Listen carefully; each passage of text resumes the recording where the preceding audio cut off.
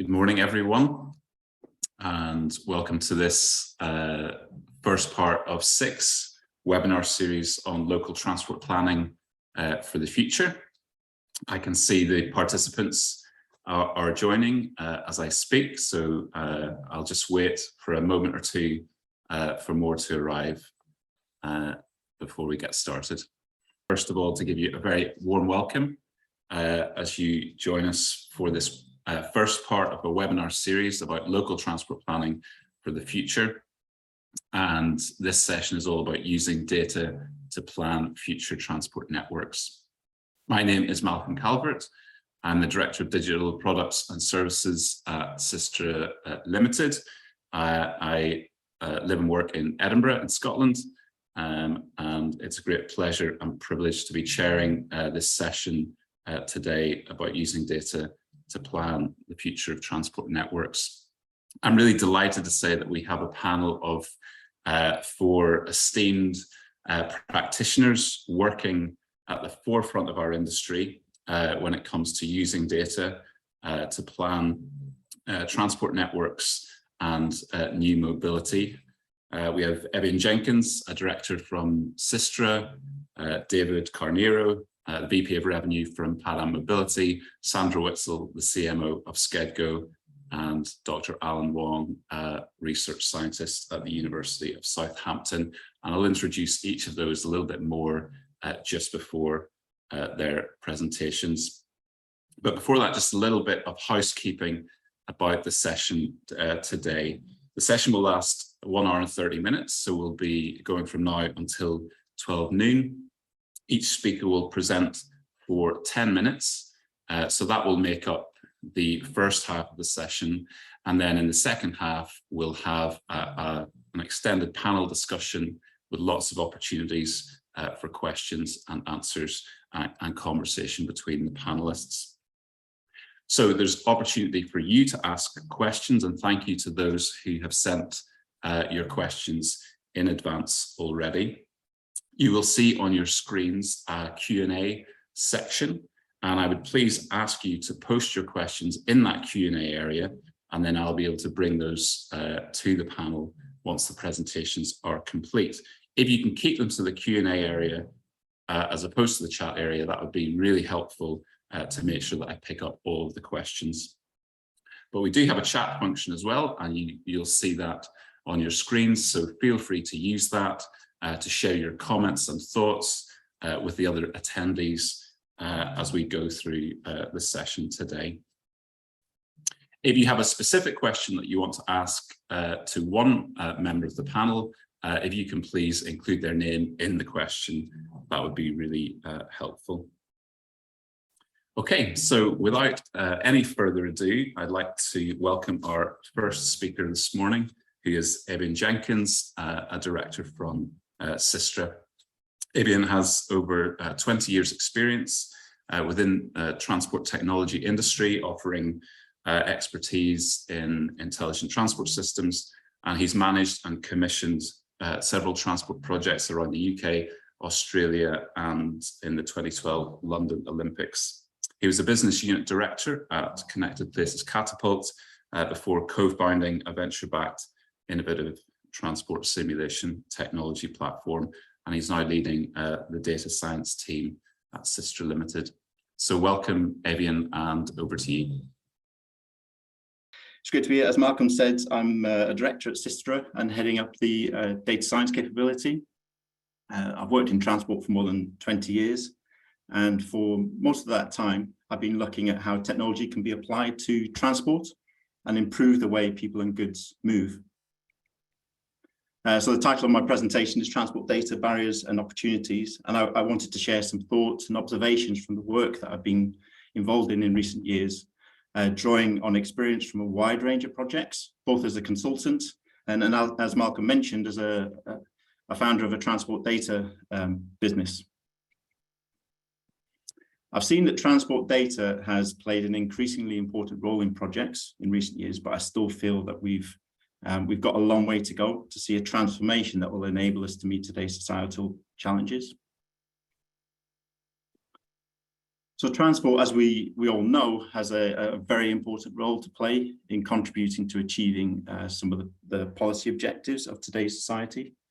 So I'm referring to net zero, equality, sustainability, economic growth, really fundamental things that we're hearing about every day now, and transport's got a key role to play in that.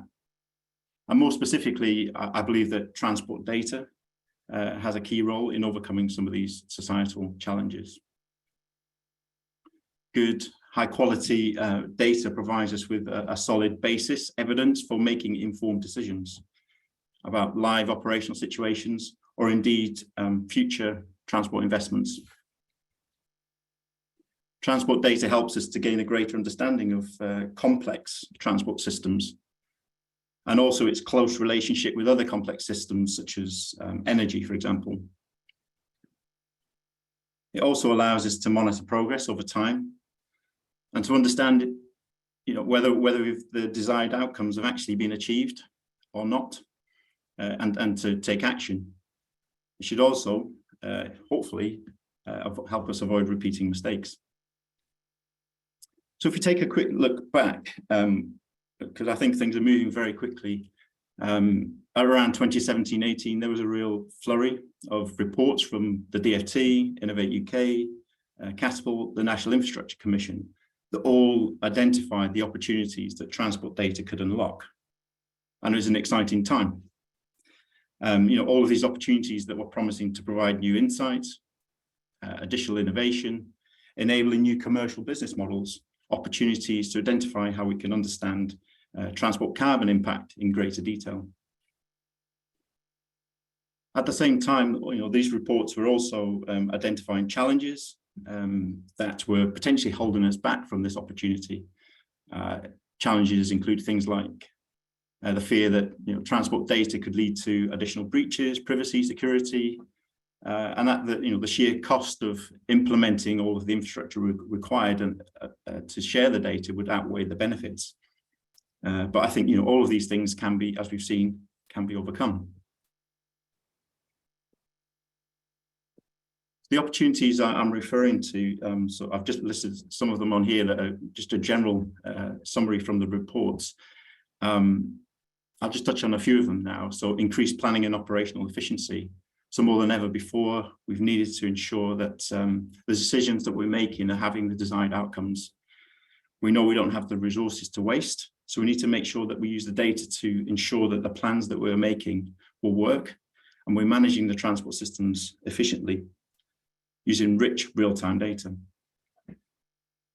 I think with all the data that we have now, we should really be identifying potential problems on our transport systems before they occur and taking action to mitigate them using methods such as AI. Improved customer service. We all know the frustrations people have when trying to use our transport network, particularly when things go wrong, when data reaches the control room but doesn't reach the customer to allow them to make alternative plans. I think we can all make much better use of the data we've already got to provide an enhanced experience for travellers on all modes of transport. I'm still surprised, for example, at how little rail operators know about me, about customers, despite paying many hundreds, maybe thousands of pounds for rail tickets. I would happily share more information with operators if I get a better experience, as I do with lots of other suppliers not in transport. And I want to mention just quickly the physical environment as well. So this is a big area and one which requires a lot of effort and attention still. We know that transport is one of the biggest contributors to carbon, and we still have a lot of work to do to understand, I guess, the detail and how we can be more effective of reducing carbon quickly. We already have a huge amount of data, but there's still opportunities, I feel, to combine data sets in transport and out of the transport sector and develop methods to really understand the environmental impacts on each decision we make about changes to our transport system. But we are making progress. I think over the last 5 years, these are some examples of projects that I've been, I guess, tracking, keeping an eye on. I'm sure there'll be others as well, but these are the ones I wanted to highlight. So in recent years, so we now have a bus open data platform facilitated, very much by the Bus Services Act. And we now have a central repository with quality bus data. I think it's maturing over time. Secondly, the rail data marketplace, which is currently under development. I think this is a really exciting opportunity that, once it's in place, will really enable a lot of innovation in the rail sector. And apparently, so this will provide data from rail operators, well, all rail operators. The National Access Platform, maybe one that you may not have heard of, but this is a program that's been running with the Department for Transport for some time, and it's really looking at opening up urban traffic management data, traffic signal data, critical data sets that, when open, could give valuable insight to urban cities and towns. We've also seen private commercial companies who've made significant progress in establishing data marketplaces and selling connected vehicle data from vehicle manufacturers. So Wejo Autonomo are two examples of those. And they hold significant amounts of data that will allow us to better understand how vehicles are moving around our network and help us to understand what we could do to improve our transport systems. Mobile network data is also now commonly used to inform studies, for example. And if you look back in 2018, 2017, 18, it wasn't common practice.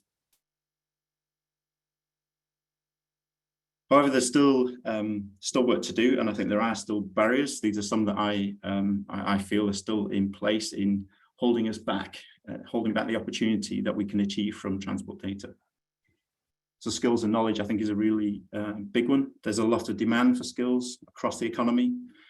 Transport competes with all of the other sectors.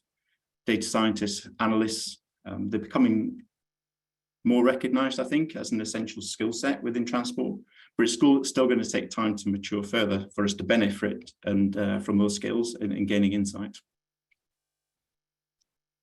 Commercial arrangements, procurement, I think this one's always been a challenge and one that we're still on a learning journey with. Establishing commercial models around the purchase of data, for example, mobile network data or connected vehicle data, or any data that's being shared can sometimes be challenging and not very agile. So I think that's still an area that can be improved on further. Leadership, some of the areas of transport data have required real leadership, and I think the DfT, Innovate UK have done a lot to stimulate momentum and provide direction in transport data. There's been progress in the areas I've mentioned already. However, there's still a lot more to do, and I think particularly in the area of local authorities, in helping them to establish a data capability that helps to surface more local data sets and provide further insight. And finally, the maturity of data governance infrastructure within public and private organizations. I think we've seen this rapid evolution of data becoming available and significant amounts of data. We've seen, TfL, for example, or Transport for Greater Manchester, Transport for the West Midlands, all taking leadership roles and being at the forefront of sharing transport data and putting in the infrastructure required to make it available. However, I think we really need to see this replicated in all local authorities to really realise the benefits that we've seen in London, Birmingham, Manchester, and so on. Finally, I just wanted to touch on what I think is a key opportunity coming up later this year in the autumn. So we're expecting the announcement of the local transport plans. I think it's a key opportunity that we should take to draw on all the data available, and that the data that we already have, I think, is a key enabler to the plans that we're going to make. We should also be considering what data needs to be collected and evaluated as part of these local transport plans, to allow us to assess the impacts and whether the outcomes being achieved or not.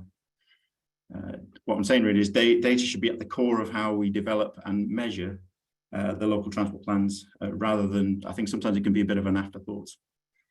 Well, I hope my thoughts have been helpful, and I look forward to the discussions and questions in the panel sessions later. Thank you. Thank you, Evian. I think that's a really useful scene setter for this whole topic for us, looking at what's currently going on, what the data we have available, some of the barriers, and some of the opportunities that are ahead. Just a quick question for you before we move on. I wonder if those 4 barriers that you mentioned there, that we have in the industry in the UK, is there one you think might be critical to sort of unlocking things, particularly from a local transport planning perspective, and how might, you know, some of the different organisations and stakeholders represented here today, I think, kind of overcome some of these? Yes, it's a good question. I think one of the areas I think there's a real opportunity really is that it's almost like we've tackled the larger cities in terms of surfacing data and providing the infrastructure, but we haven't yet. It's almost like we need to downscale that and really support all of the other local authorities across the UK to do exactly the same thing. It's obviously a different type of problem, but it's surfacing that data across all of the country, as well as our larger cities. I think would demonstrate huge opportunity and benefits. And I know it's a difficult one, and trying to achieve a standardized approach around that as well. But I think that's a key area. I think the other one, if I may, is obviously I think skills as well. I think drawing in more and more data skills into the transport industry is also will be an area that will, I think we already have a huge amount of data available to us, but we're not always able to make best use of it. And I think the more skills and capability that we have that can help us to analyze and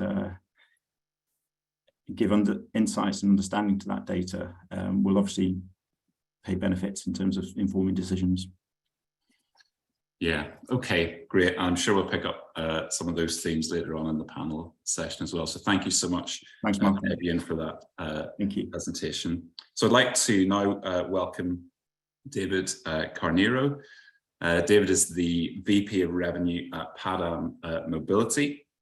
They're a Siemens mobility company designing dynamic, demand-responsive transport solutions. And since 2014, they've been developing artificial intelligence-based software as a service solutions. David leads a 25-person team within Padam Mobility, the revenue team, which encompasses business development and their customer success. So it's a great pleasure to have you joining us today, David, and over to you for your presentation.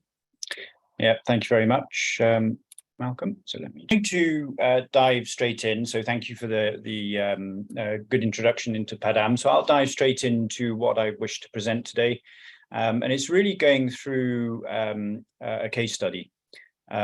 So we've chosen Orléans in France, mid-sized city. It's not to say that things are done better elsewhere. That's absolutely not why Orléans has been chosen. It's just actually in terms of how long the project has been running, and therefore the quality of the data and the different phases we've been through. And as we know, in the UK, the digital DRT projects are quite a bit younger. So that's the only reason why we've chosen Orléans. So by way of how data fits into a DRT SaaS platform provider's way of doing things, two primary areas where we look at data. First, you see the advisory section. So in the initial phases of discussing a DRT service, we will work with the authority or operator on feasibility studies. So really looking at the area, where's the best place to set the DRT? Well, first of all, if DRT is applicable or not, and then where is the best place to set the DRT and in what guise, using what service designs, what supply and what demand we're meeting. And then, so that's before the project is live. And then once the project is live is where it really gets interesting from a data perspective. So here is the continual analysis that these digital DRT platforms bring as part of what they do. So it's the continual analysis of the demand, continuous analysis of the costs, continual analysis of where people are searching for trips. that can be in or outside of the zone. And the customer, so the authority or the operator, in terms of our contracts, owns the data. So they're able to use this data to plan future services, to expand or to contract, or to flip a DRT service to another mode of transport, such as fixed line buses. We have examples of that. So those are the two real areas where the data comes in. So in terms of Orléans, as I said, it's been up and running now for 5 years, starting in 2017. And there are two things, I think, which are very pertinent to the UK market in terms of the challenges. So the first was, this was what we call an analog service. So you could only phone in, there was no digital products. In some cases in the UK, that's the case, where there's only a phone-in DRT service. So that's pertinent to this use case. And then as part of the what the DRT grew into doing is replacing fixed line routes that weren't performing as well as possible. That can be either not performing or also subsidized. And that's obviously very pertinent in today's budgetary environment in the UK. So this service was for vehicles in 2017, so before it went digital. And the authority, and this will really resonate, the authority said, this costs too much money, is the net. So they did believe that DRT had a role to fill, but they knew they had to do something about it in terms of only being able to phone in, having a very constrained service, not being, no flexibility in terms of where the service would go. And in fact, in terms of service design, this really isn't that far from a fixed line, actually, which is ironic.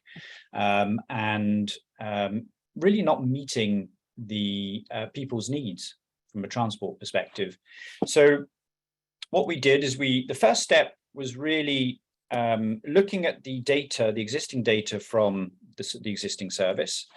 And the decision was made that actually just digitalizing it would bring a hell of a lot by itself without changing too much in terms of the service, with the exception of the service design. So to make that much more flexible. And what this allowed us to do was really analyze the performance of the digital version versus the previous version. So same vehicles, same territory, although much more flexibility now. Ridership increased in those 6 months by 300%. In terms of pooling, so this is multi-person occupancy of a vehicle. Bearing in mind this is a peri-urban stroke rural, so these are going to be quite low, but we pooled 2 or 3 people minimum on 70% of the journey. So that was one of the key KPIs, is there had to be multiple people on the vehicle. And as you can see, user satisfaction really improved. So 94% found the service was very easy to use, and 88% were either satisfied or very satisfied. So this was phase 1. So we were able to compare with what had happened before, demonstrate that it had improved the situation, and really now we're looking at, where does it go from there? So, and this is where the data component of an operational service comes in. So we based all decisions from here on in on the data. So as you can see, the map that shows autumn 2018, we have access to a lot of data through our platform, where the origin destinations are, what time of day, what day of the week, the volume of people at a particular stop, the searches that are outside of the zone, so therefore there's demand that we're not meeting. We get access to a lot of data that really helps with the service design, the planning, and also management of the costs. And one of the key things the authority wished to do here is, because there's low population density, fixed line buses were costly, and even at times big buses running empty. And the person who's responsible for transport, so in this case it's the vice president of transport for the metropolitan area, really identified that the dead costs of running a big bus empty were very high, and actually we could reduce that dead time by putting a more flexible offering in this particular context. And also any dead time that does come about with any transport, there is dead time, it's a lot cheaper. So it's a lot less expensive, should I say. So as you can see here, what we did is we took the data, we then, if I change slides, so we then constructed 9 zones. So we expanded the offering into different areas. And again, this is very much a test and learn environment still. So we're looking at these 9 zones, we're looking at the data that's coming back, how we're meeting demand, what demand is outside of the zone, how to best service that demand from an efficient perspective in terms of cost, et cetera, et cetera. So the service grew from 13 vehicles across 9 zones, grew to 13 vehicles across 9 zones. And really what we focused on at this point is the makeup of, or the actual data that came from these areas that were difficult to serve with structural public transport, but also start to analyze the interaction with the structural transport network. And in this case, that's fixed line bus and tram and rail, which you can see in terms of the different colored lines on the map, and to work out how to best serve that first and last mile issue with DRT. So in other words, how to bring people to that structural transport network as an additional part now to the DRT service.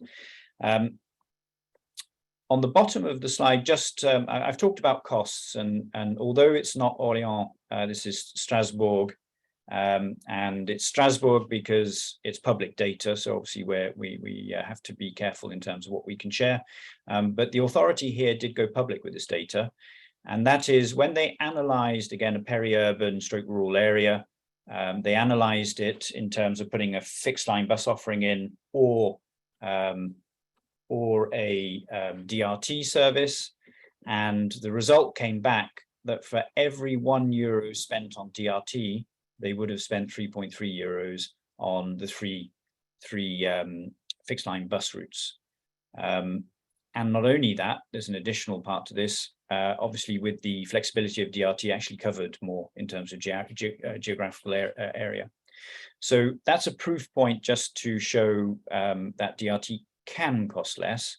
I always say this, it's not a given, it's not applicable in every context, but in this specific context, we can show that DRT brought that cost saving that is just so relevant in today's world. So from that, as I said, from that multi-zone approach, again, learning, understanding how the service could now interact with the structural public transport network. At the beginning of this year, the service completely morphed again with the new service design. So 4 main and quite large peri-urban rural areas were built around the metropole, as you can see. So there are 2 things to bring out there. In terms of the configuration of the service design within the zone, it is done in a way that maximizes the actual patronage within the zone. And then also it connects with key points of the structural public transport network, which in a DRT project is key, because the moment we connect with a structural public transport network is the moment that patronage really ramps up for obvious reasons. So this has now become 4 operational zones, 40 vehicles. The target from the authority was 300,000 trips per year.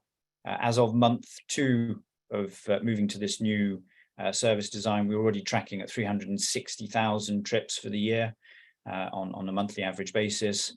And indeed, this has improved again because all these services need a time to bed in, need a time to acquire new users who become, or where the service becomes relevant with its new service design. So actually, we're improving on that. I can't share the exact figures of where we are at the moment. And again, this 300,000 trips is public information that the authority has shared.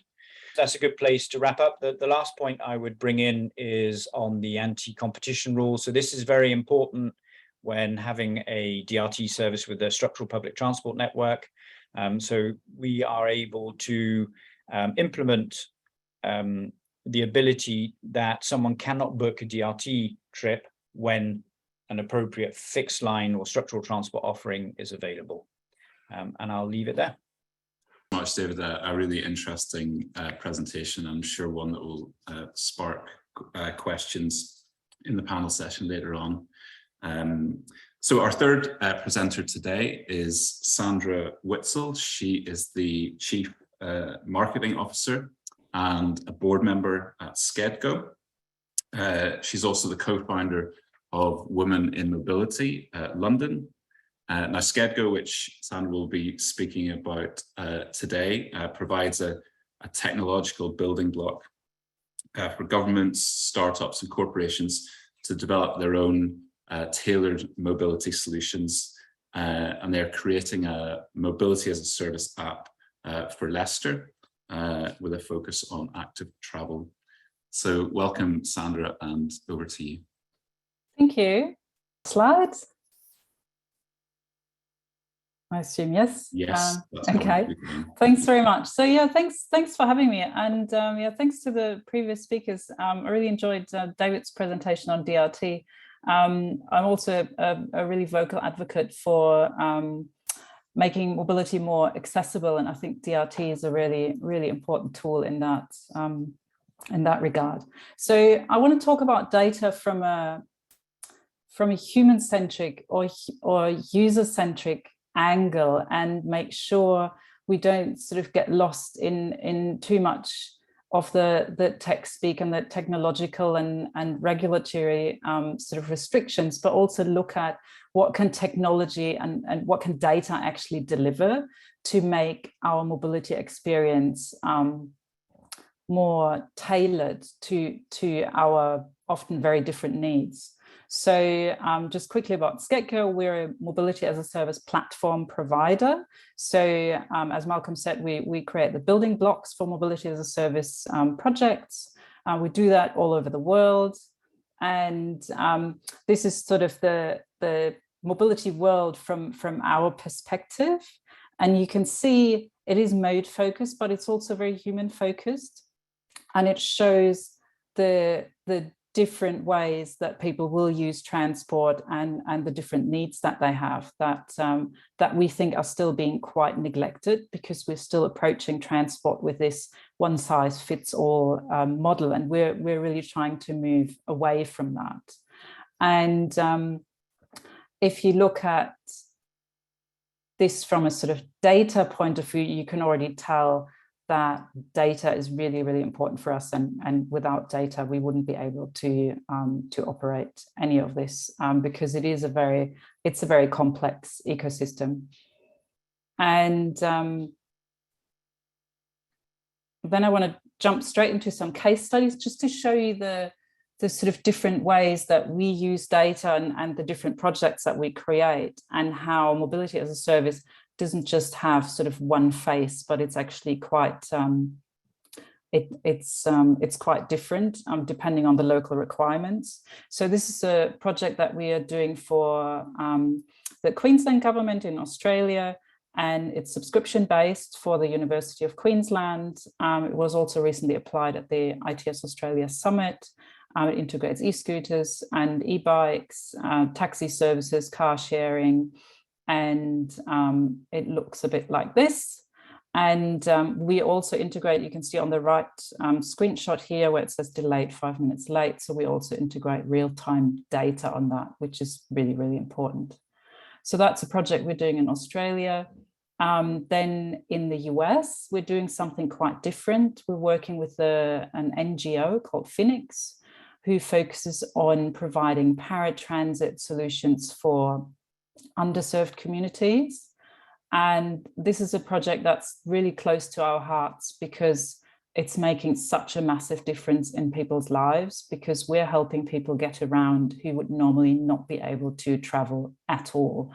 And We're using technology for that.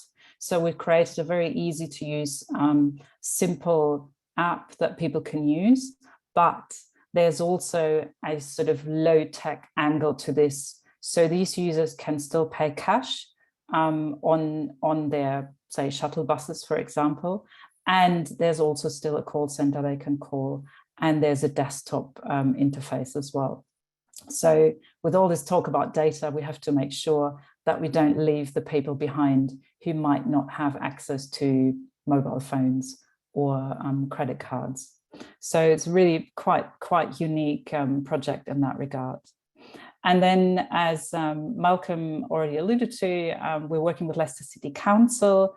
They approached us and said, we really want to encourage our communities to be more active. They're very strong in the sort of cycling space. They've got a really good cycling ecosystem. They do bicycle repair workshops and the like. So they were trying to support this policy with a journey planner, and that looks like this. So we created a journey planner where we show how bicycle-friendly routes are, where we get the data, obviously, and that integrates really well with public transport as well. And then this is a project. So this never came to life. This always stayed in concept stage, but I'm putting it in here because I want to show you what happens when you make data available without actually knowing what it's going to deliver. So this project was looking at how can we make public transport more accessible for people on the autism spectrum who, for example, would struggle to deal with crowds on public transport. And we found out that Transport for New South Wales was making available data on the occupancy of carriages, which they quite unexpectedly got through IoT sensors in the carriages that would show them the weight of the carriage at any given time. So they realized, well, if we've got the weight of the carriage, we can tell how busy the carriage is. We can make this available and see if anyone can use this data.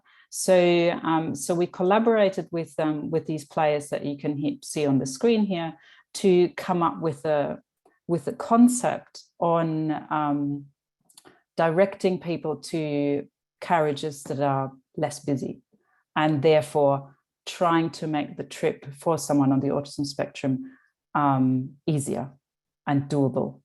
So, so you can see the sort of structure of what feeds in where here. And the interesting thing is, even though this never came to life and it always stayed a theoretical project, when so this was about 4 or 5 years ago, when COVID happened and suddenly people were really scared of using public transport, and especially at the busier times, we realized, hang on, we've got this data on occupancy, now we can actually use it. So suddenly this data that we used a few years ago for this concept app became really valuable. And we could show people, don't use this carriage, go in this one, it's emptier. So we were able to encourage people to feel safer on public transport, which was a really great use case. So what you can see from that, obviously no data, no mass, that's quite clear. So we really depend on data, on open data. And for us, the ideal mobility ecosystem data is just one part, right? Because data can't fix inaccessible infrastructure, for example, but it is a really important part because it allows us to innovate in areas that we haven't been able to innovate previously. If you just look at wheelchair-friendly routing, for example, or in general barrier-free routing, it's very dependent on good data on sidewalks, data on the accessibility of stations, the availability of support, of ramps. All this information is crucial for people with disabilities, and that depends on data that we can use to create a more inclusive mobility experience. And just to finish this off, if you are looking for more information on what to do in this space, there's a really great organization called mobilitydata.org. They're working really hard on standardization across all sectors. And obviously, I don't have to explain that standardization is crucial. It makes everyone's life a lot easier and again, fosters innovation. So please do have a look at their website and join them if you can. And then there's obviously the Mars Alliance, who's working on the sort of wider mobility as a service ecosystem, but also on data and the importance of data. And you can also have a look on our website for more information. Thank you very much. Thank you, Sandra, for that. Really interesting. And just a quick question for you, actually, before we move on. I'm curious, you mentioned a whole range of different types of projects that you've worked on and with different partners and different solutions as well. How did these different opportunities emerge? How did you come across such a range and sort of variety of opportunities in the mass market? It's really customers approaching us because they see the flexibility in our solutions, and that has grown over the years because we've been in the market for so long. We now integrate over, I think it's now 4,000 transport operators globally. So if someone approaches us, quite usually we already integrate most of the transport service providers in their region where we get the data, and then we can put their customization on top, which makes it really affordable and relatively fast to market as well. And then that really sort of changes the client's view and things, because then they suddenly realize, oh, hang on, if we can do this, then maybe we can also look into, say, safety routing, for example, because, hey, we've got data on lighting and CCTV. And so they work with us and they suddenly see the bigger picture and then work on really localizing and tailoring that solution for their communities. Great. Okay. Thank you again for that, and look forward to the ongoing conversation shortly. But before that, we'll welcome our fourth and final speaker this morning, who is Dr. Alan Wong.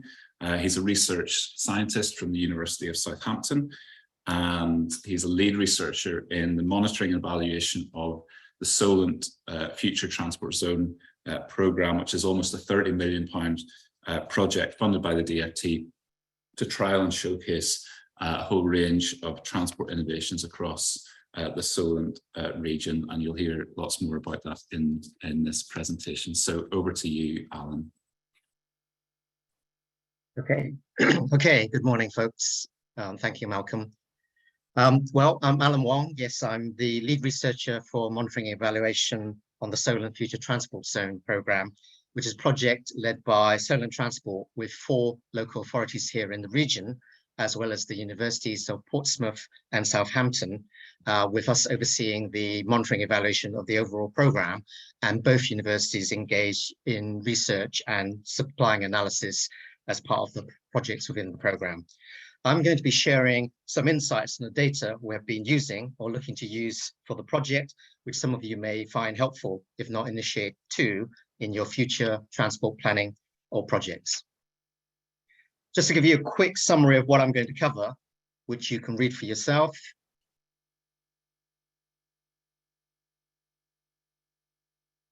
So what is the Solent Future Transport Zone or FTZ programme about? As Malcolm said, is a 28.8 million series of innovation projects and trials funded by the DfT and runs from 2020 until June 2024 across the local Solent region area, shown shaded here in blue, which includes the cities of Southampton, Portsmouth and Winchester, as well as the Isle of Wight. As you might expect of any region in the UK, the purposes or objectives of the programme are to address a number of current issues, including increasing productivity, reducing congestion and high dependency in the region, improve air quality, as well as public health, and encouraging more sustainable modes of travel. And perhaps more importantly, and other areas may not be looking at so much, is reducing the impact of freight or goods movements by road as well. As the program is also concerned with applying transport innovations, the lessons learned in developing or testing the projects and trials are seen as equally important, if not more so, particularly in the monitoring evaluation of the projects. This is a quick overview of the different projects and trials being undertaken as part of the program. I'm not going to go through all of them, apart from to say that many of the schemes you would expect to find in any future transport innovation program, and the projects within them are broadly interrelated or linked, albeit with a separation between those projects that are designed to address personal mobility issues, or what we call theme 1, including a mass platform and app, which is called Breeze, micro mobilities, e-scooters, as well as bike and e-bike hire schemes, and a small scale demand responsive transport pilot. And theme 2, which we cover sustainable urban logistics projects, relate to improving the local micro consolidation center here in Southampton and developing further micro consolidation or local delivery consolidation points across the region that will improve the movement of goods, including trials of using different types of drones for medical delivery that have made the national news, particularly during the COVID-19 pandemic 2020 period. All of these trials are designed to deliver or help address some of the program objectives outlined previously, as well as in some cases being proof of concepts of the innovation or technologies being employed. I'm not going to go through why M&E is important for programs such as Solent FTZ, aside to put up this slide which summarizes what it's about and to differentiate between impact and process evaluation. The former being to determine the results of any given measure or transport intervention, for which having data for assessment is pivotal, as others have already said, particularly in what we describe as before and after comparisons or difference in difference comparisons, while the latter, process evaluation, is to determine the nature and quality of the implementation or of an intervention, which therefore tends to focus more around reviewing the project management or delivery processes. Effective M&E, though, requires good use of data and in effective data collection and making best use of data and available. This is necessary for both primary or project initiated and secondary, i.e. project independent data collection. And information can be gathered from a wide number of different sources. In our case, we use a mixed methods approach, i.e. using both quantitative data or largely factual information like travel statistics gathered through counts and other technologies, and qualitative data, which is typically more subjective, collected, for example, from stated preference surveys or focus groups that provide more in-depth or personal information about how people travel or their use of trials and innovations, which can help enrich or provide further insights to the quantitative analysis. In addition, we have also developed a regional traffic data explorer software tool, which stores and enables the visualization of a wide array of data, including the DFT road traffic statistics that most people are familiar with, but also local automated traffic counter information from both Portsmouth and Southampton councils through Drakewell, which is a platform that supplies it, as well as supplementary secondary data from the likes of Sport England, particularly for walking and cycling, other parts of the DFT, and the latest 2021 census demographic and travel results, which have now started to come out over the summer. The traffic volumes can, of course, then help us to estimate the vehicle pollutant information, such as particulate matter and NO2 on a given link, based on, for example, the emissions factors toolkit that both DEFRA and the DFT recommend. And just to illustrate some of this data and how it is used, what the maps on the left show are the DFT traffic count points for the Solent FTZ region. And we're currently reviewing the feasibility of comparing these volumes against the Bournemouth, Poole and Christchurch, or BCP region, as a control area, as BCP is subject to Transforming Cities Fund, like Solent, but they don't have any DFT sponsor FT schemes running at present, apart from these scooters. Then on the right, we have plots of the average annualized hourly traffic flow for an example automated count point, in this case on one of the main arterial routes in Southampton, for the 3 years from 2018 to 2020, separated to the left between the east and on the right, the westbound travel lanes, with hour of day running across the bottom x-axis and traffic volumes vertically on the y-axis, which show that, for example, despite the impact of COVID in 2020 and really reducing traffic volumes and imposing travel restrictions, which you can see dropping off, but there are still distinct morning and evening peaks during the course of day in both directions, which is quite interesting. This illustrates the power of obtaining relatively good quality data and being able to compare it using appropriate visualization tools. And as well as making year-on-year or before and after travel comparisons, it is also often helpful to get a sense of the likely travel demand and use more data for travel planning and forecasting, which I think someone has mentioned in the chat. However, this data can be a bit haphazard, for example, based on historical surveys conducted by local authorities, but two consistent, although somewhat outdated now, I think, sources, at least for the Solent region, are the sub-regional transport model, or SRTM, that's developed kindly for us by SYSTRA, which is shown diagrammatically on the left, which are heat maps showing the origin density of highway trips during the AM, inter, and PM peaks at the top, middle, and bottom respectively. And next to it, the propensity to cycle tool, as developed by Anna Goodman from the London School of Hygiene and Tropical Medicine and Robert Lovelace from the University of Leeds, which show at the top 5% interzone cycling flows, shown as orange straight lines used in commuting between zone pair centroids, and below that, the 5% concentration of children living in LSOA zone or lower economic areas, which are shown as polygons who cycle to school. And this data is available for varying percentage of uptakes in cycling to school and work, and also propensity for work in cycling, that is. Much of these sources are forecast models and will have been derived from the 2011 census, although some is in the process of being updated. But sadly, the 2021 census, in my view anyway, is not going to be particularly helpful for making comparisons in planning, given travel behavior and patterns are still very much being influenced by the COVID restrictions at that time.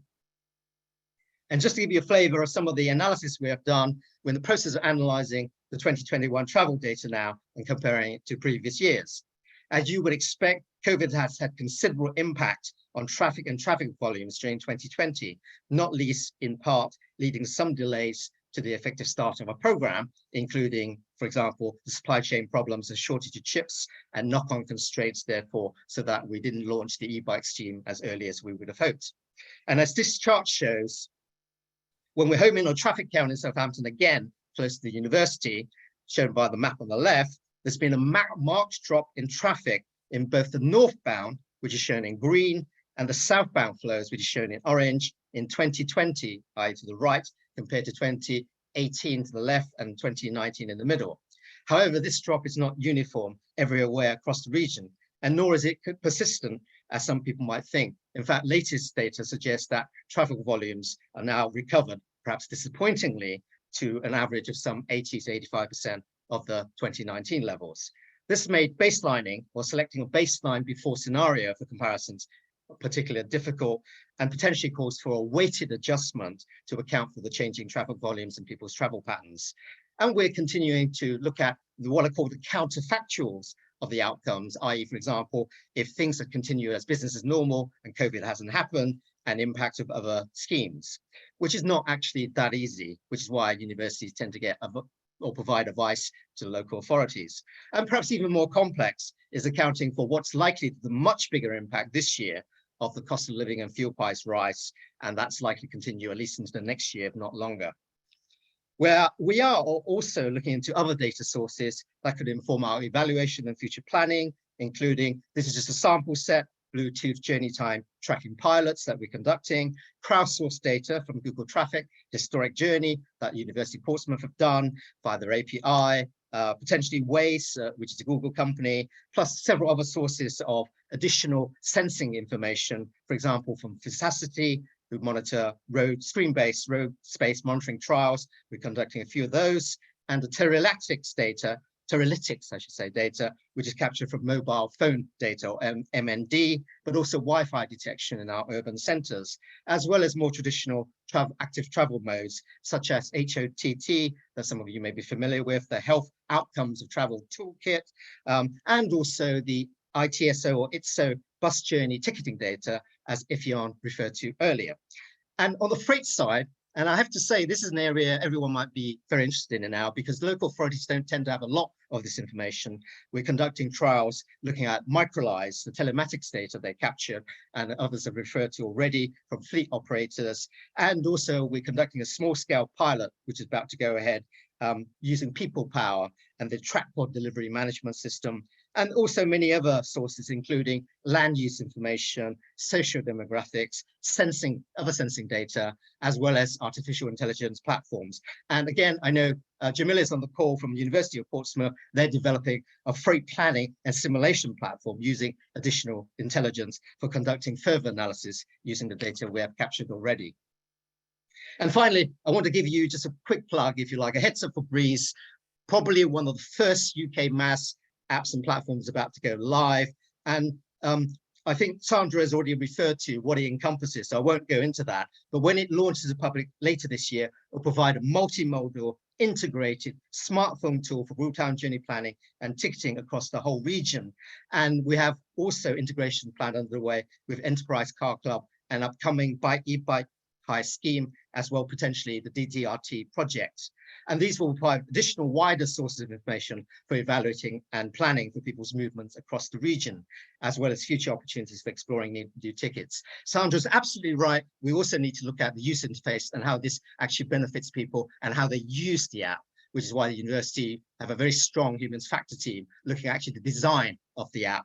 And on the screenshot on the right here shows you why this app actually looks very, very different. For example, it counts for people that might have color blindness. We also have limited mobility users trialing the app in the past. And at the moment it's actually undergoing live production trials across both Southampton, Portsmouth, and the wider region. I hope this gives you a quick flavor of what the projects are about, and also some of the data and tools that will be used for evaluation and monitoring. Thank you very much. Thank you, Alan, for that. And just a quick follow-up question. Actually, I'll choose one which has come in through the Q&A because we've got a lot in, and it'd be great to get through them all. But Tom Van Buren asks, are you intending to use mobile phone data for the monitoring and evaluation? We've looked at Teralytics, which is probably one of the leading contenders in the UK for using phone data. I think when we last spoke to them, they were sourcing that primarily through 3 network. It does provide some interesting results and certainly will inform and help those people which are doing modeling, but we're not at the moment using it for evaluation, because when we compare that to actual travel, there are similarities, but the level of accuracy we're getting from, certainly as far as traffic data is concerned, is far more accurate using the automated counts. But for other uses, it might be relevant. Yeah. Okay, so like I say, we've got lots of questions, and we're going to get into the panel discussion now for the remaining time that we've got. So I'd like to welcome all the panelists back onto the screen. If you could turn your videos and microphones on. And I'll try and group these questions a little bit. We've got quite a few on DRT and mobility as a service. But I'm going to start with, I suppose, the theme around data collection. And one of the first questions which came in, and maybe I'll go to you, Evian, first with this one, because it seems relevant to your session. Dan Saunders has asked, you referenced the bus open data and train data. Is the fact that this doesn't cover other services, so maybe tube, tram, metro, ferries, coaches, limit its usefulness? And also the bus open data is only in England, and is that a barrier to providing services that cover all of Great Britain. So I suppose the question is around, you know, we do have access to these new data sources, but are we maybe getting channeled in a particular direction by not having other sources of data as well?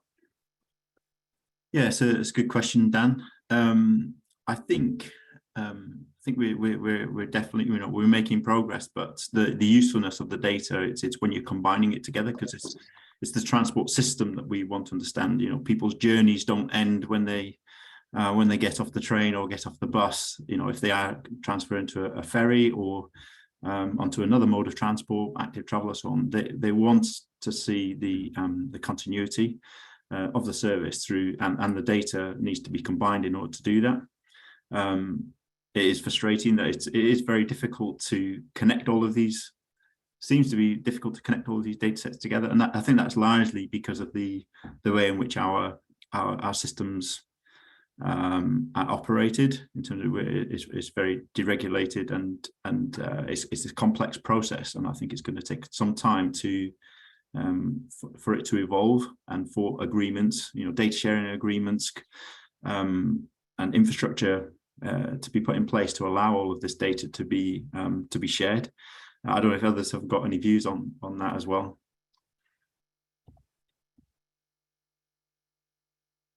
I can probably add to that if it helps.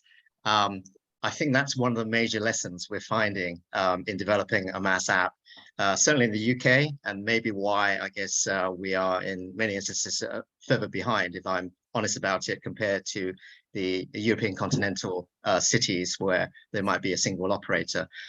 Being able to integrate data from many different sources requires actually understanding, if you like, the greater good, that this, you know, a lot of transport information and services are, you know, ultimately benefiting the people in cities as well as environment and the planet.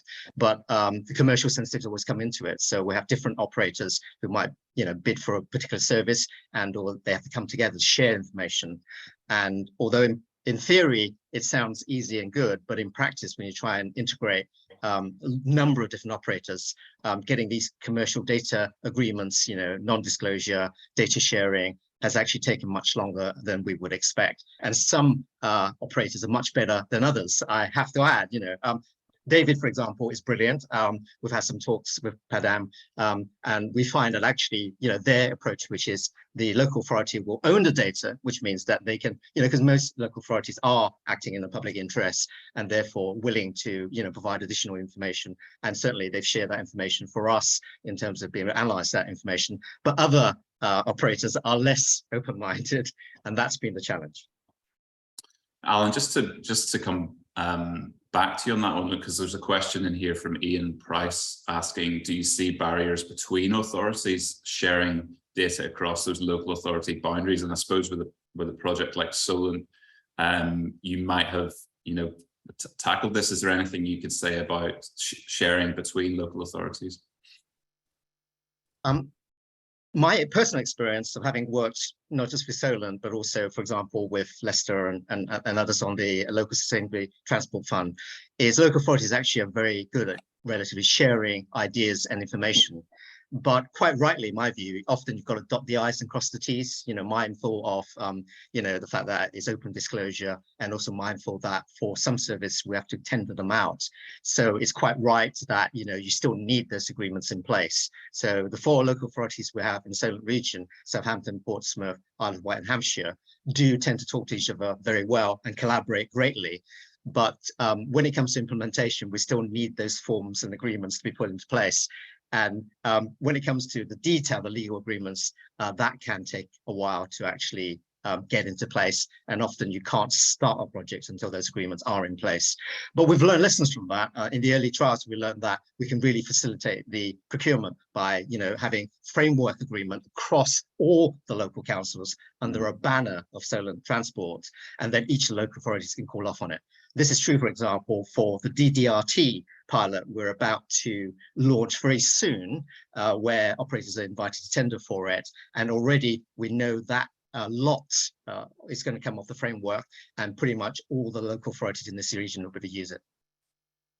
hopefully that answers the question. Yeah, I think that's really helpful. And I just could I maybe turn to you here, David, because I think you've, what you described in the DRT project was the bringing together of various sources of data, and we do have quite a few questions on DRT. But one is, which again is coming from Tom Van Buren, is how could you generalize the findings that you've made on these very tailored projects, so that the data from that kind of piece of work could provide evidence for the role of DRT to local transport plans and authorities? So I suppose it's is there a way of generalizing the findings and learning lessons from that, maybe not necessarily having to go through the same detailed process in every location? Yeah, so the answer is to a degree, as any data scientist who's way more intelligent than me will say. So you can compare. So, but you have to have similar situations. So, for example, you would have to have a similar public transport offering. You'd have to have similar demographics, similar socioeconomic data, etc., etc. And if you were working from a base where there could be a comparison made, then I think you can learn. You can learn from, to a certain degree, from aggregated data, if you like. So yes, I do believe there could be some pointers. Being super clear on that, we would always provide that with a caveat that local data will perform much better and be more relevant to the analysis in question. But I think we can certainly use it as a starting point. I think that would be my answer.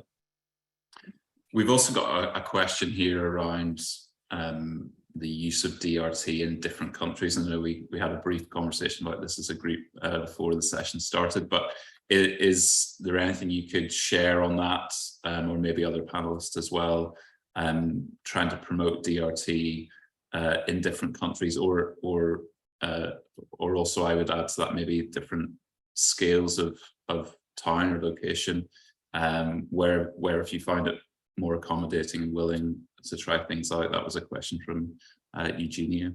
Yeah, so I'll start quickly and then let's open it up.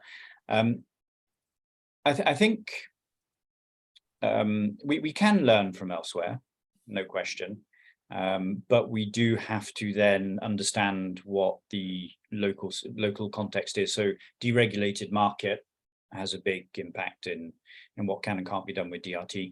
I think in the Orleans example I gave, since COVID, it's become more appropriate, because one of the things we targeted was an analysis on fixed line buses that weren't performing. And as we know, with the change in how we work, with the change in how people move about, and also the budget restrictions, that's become a real key point in the UK market. So there, I think, looking at underperforming fixed line buses or subsidized buses, which are paid for by the authority, or either totally or in part, we could certainly look at, what could be done there. And I think so, yes, that would be a concrete example of something from elsewhere that I now think is very, very appropriate in the UK. Okay, great, thank you for that. So if I could turn, Sandra, to you, maybe to try and pick up a few questions here on mobility as a service, one which has come in from Federico Silvestri.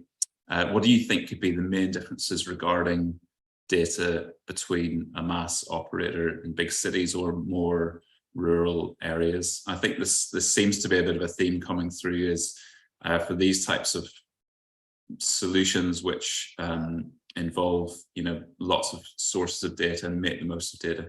Is there a kind of scale at which they work really well? Any thoughts on that?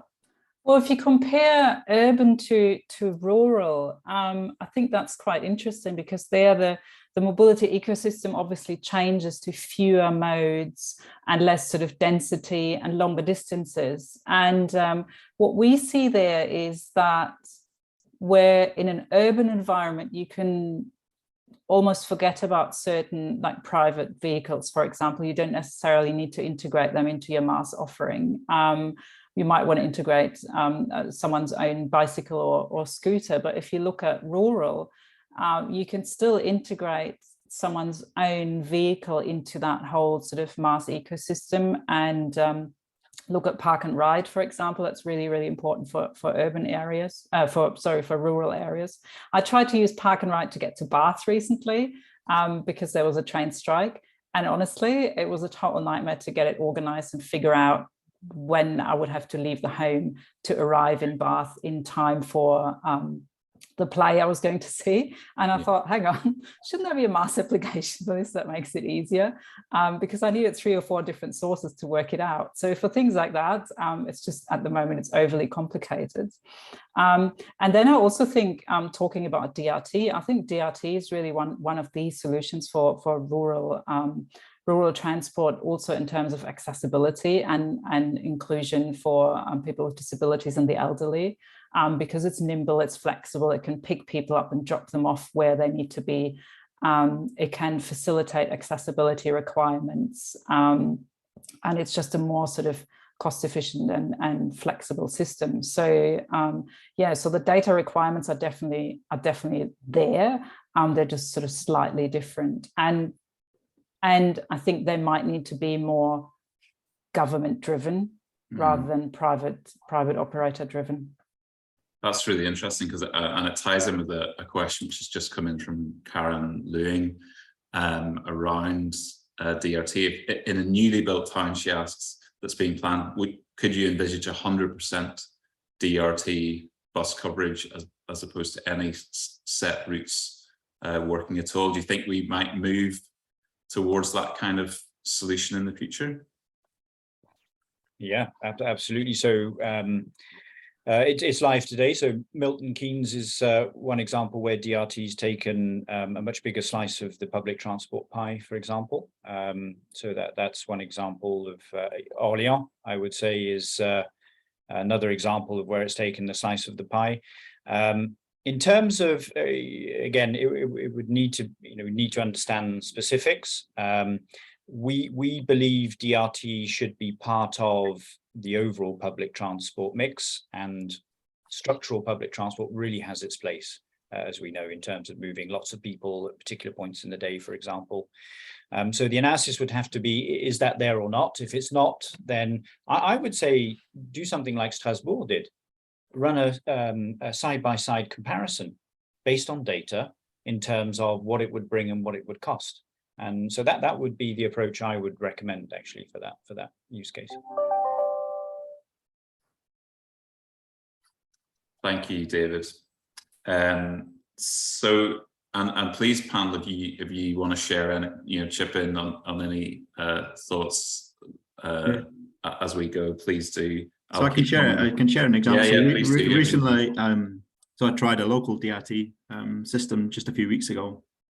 So I live near Watford, and the village where I live isn't well served by bus services, and they're just about to remove the last bus service. So it's kind of a classic case, I think, that we're seeing in many areas across the country. So I thought I'd use the DRT service, and I think it worked incredibly well. In terms of the price point, it was kind of not as expensive as a taxi, but not as cheap as a bus. It was just, it was a great vehicle and experience. It doesn't quite take me to my home, because the boundary that's drawn around it is kind of the vehicle can only go so far. So I think there's limitations around kind of how that service that service currently works. But in terms of an experience and I didn't pre-book it, I just thought I'll use it. So I think it's something that I can see being extremely effective in locations such as where I live, that it can serve residents really effectively. And I think with particularly accessible different types of vehicles where different people can get to hospital or to different facilities, we need different vehicles in the mix as well to scale it. And I can see that service being a effective and cost-effective way, and a sensible way of kind of supporting villages such as where I live. And I think just bouncing off what Ivan said there, so And coming back a little bit to the new town, although it's a new development in this case, so we've just launched in New Lowestoft near Leicester for a pretty big new development. And there's a DRT system that's been put in place. Part of it is free floating, part of it is fixed line, because of course you can configure the service design. So the fixed line meets the requirements of commuters better than free floating. But also in terms of the phases of the project, because it's not all about DRT, the next phase will actually be looking at how do we incorporate a mini mobility hub actually. So for example, car sharing along with DRT, because in a new housing development, if you're going out to buy some furniture, DRT is not the answer. So what do you do? And if you have a car sharing facility, then you can bring obviously, furniture back with you. So I think it's also about looking at the other modes. So it may not be full blown mass, but looking at other modes and how do you increase the alternatives versus owning a private car. So that's one example. Thanks, David. Yes, Alan.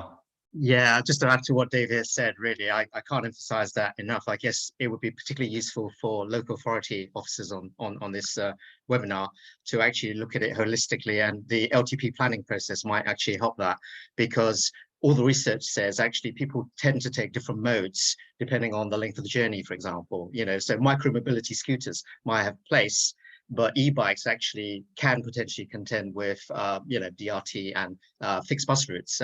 So actually having a wider picture of what fits in what place, and equally between urban, peri-urban and rural areas, the solutions are going to be very different. So it's important not to have a one size fits all, but think about community needs and what is best placed for that. And even an app like Maz, which is really useful bringing service together, might still not provide people who live in more rural areas, even in the solar region, for example. So I think there's no simple answer, unfortunately, because there was somebody who've done it already. But actually, therefore, the really important thing, which is interoperability, and as Sandra says, standards for data transfer and interrelating operating systems.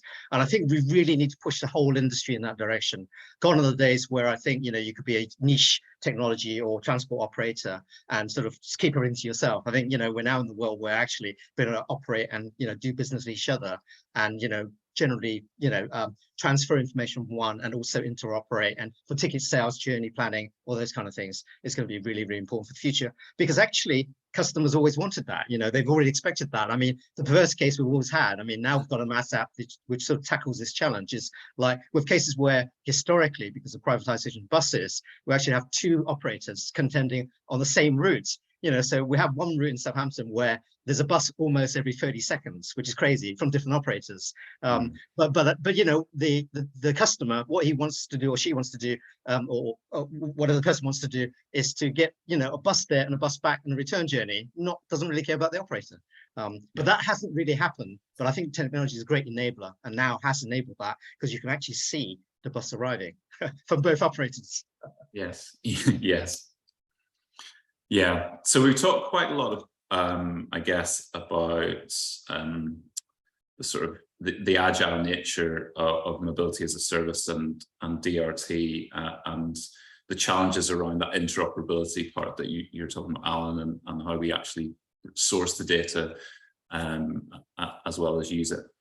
I want to bring us on to a theme which is coming up in the questions, and I do apologise. I don't think we're going to get to all the questions. We've had a lot coming through, so if we don't touch exactly on yours, accept my apologies, but I'll try and capture the themes. And one of them is about, I suppose, baseline data and how we use that for planning for the future. So there's a theme around the impact that the pandemic has had on that baseline data that came up, Alan, in your presentation on the work in Solent. And it's impacting across, a lot of the planning industry. What's the new normal? Is there one? There was also the census, the Journeys Work Census, which was conducted during that period, the latest one, and how relevant is that? So maybe we could talk a little bit around this theme of using sources of data that already exist as a baseline, or are we entering a sort of new era where we need to be much more agile and responsive to the immediate data that's presented, but we've still got the challenge of making decisions over the long term as well as the short term. So it'd be great to hear some thoughts and insights on that from the panelists.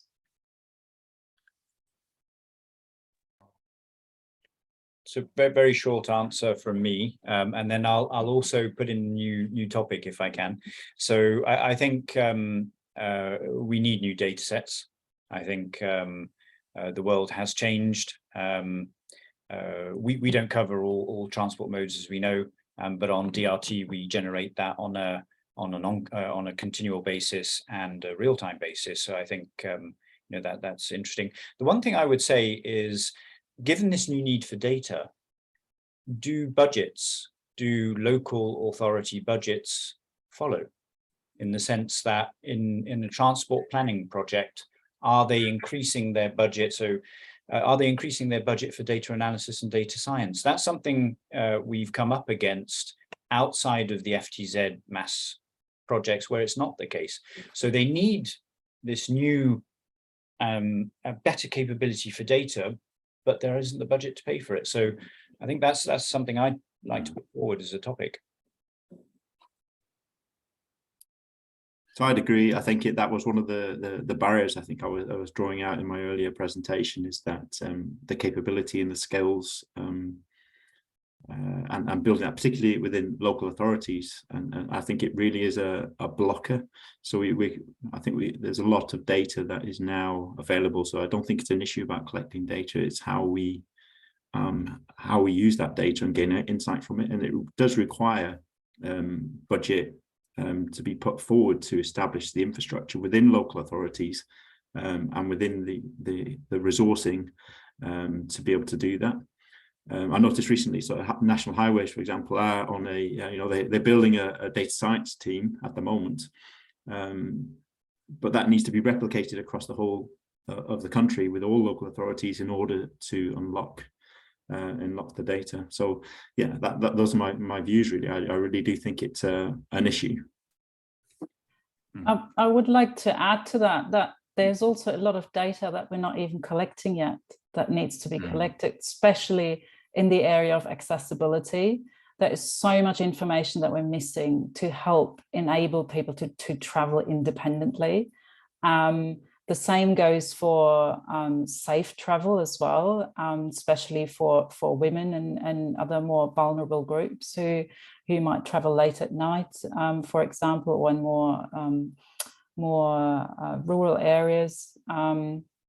There's a lot of data that we haven't even looked at that we might have, but we're not collecting it and we're not making it available. So it really requires a bit more comprehensive thinking around who else is using transport apart from able-bodied 30-year-olds, and what data do we need to help them to get around better, and how can we make that available? I think that's a really important point as well, that especially the government has to consider. Yeah, I would agree with you completely. And to add to that, I think we have a tendency to look at data as if it's kind of a miracle thing, but data is actually everywhere. We use data all the time. So when we look at data, actually, you should be more focused around what you're actually trying to do and whether that data actually meets your need. Because actually, when I talk about data as a data scientist and technologist, I tend to look at the quality of data. So does it provide, for example, coverage for the time periods you need? DFT data, for example, is only every year, and for the previous year, and it comes out, much later in the summer. So it's already historic by definition. So if you need real-time tracking, then you really need real-time data. So being sort of clear on what data you need will then help you kind of match what source of data is available.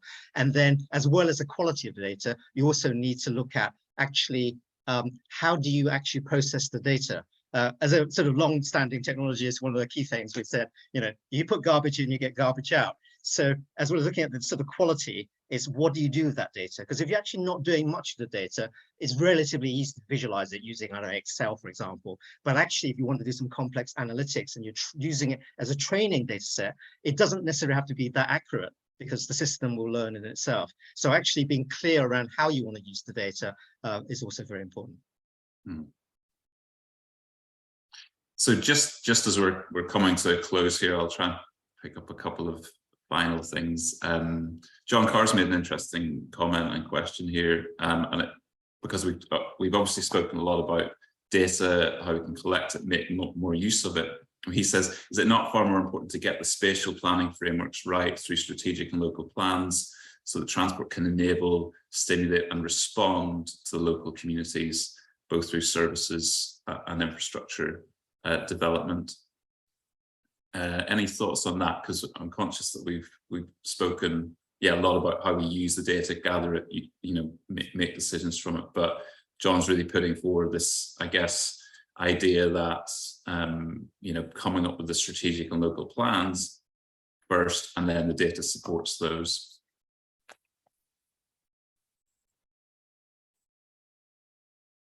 So I think my view on that is that the data that we already have should inform the planning process. That's what I think should happen. That the data should inform the plans that are being made. That data should come from information already collected, but should also come from views expressed by the local people. So understanding what people want, how they would like to go about, where they need access, and perhaps establishing data collection process to make sure that we've got that right is extremely important as well. So we haven't talked a lot about that, but I think data collected from people to gather views to inform plans is also a very, very important area. I agree with Effion, and it's critical, actually. I think if you're going to do local transport planning, we live in a world now in terms of livable cities. Certainly for active travel, for walking and cycling around your urban neighborhood, it's essential you ask people what they want, because we've got the situation in London, for example, with the LTNs, low traffic neighborhoods, where 50% of the population are really for it and the other 50% are not, are very anti it. So depending on the point of view, because actually there are different perspectives. I think in the chat, for example, people mentioned around air quality, but that's just one dynamic. Emissions, carbon emissions and air quality are not the same thing, because they cover different aspects and different stratospheres. But equally, provision of services are not within the power of local authorities anymore. So you are constrained by what service you can offer, and trying to do that juggling act is quite difficult. But the starting point's got to be the end user, in my view, which is the local communities and, of course, all the other people that supply the services. Yes, yeah. Sorry, David, did you have one final?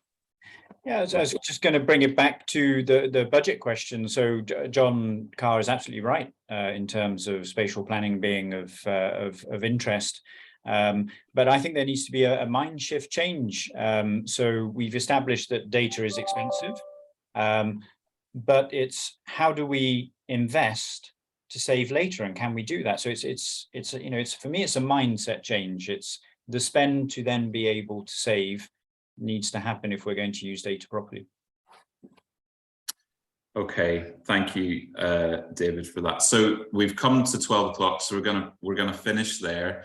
I'm sorry that we didn't get to all your questions, but thank you so much for your engagement. We've had some fantastic questions coming in.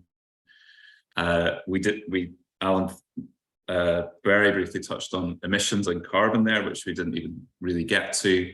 Also, there have been questions around cycling and walking and how we gather more data and OD data around those active travel modes. So we didn't get to everything, but hopefully that was a really interesting and stimulating conversation for you. Thank you for attending and being part of this session today, which is brought to you by SYSTRA and Landor LINKS.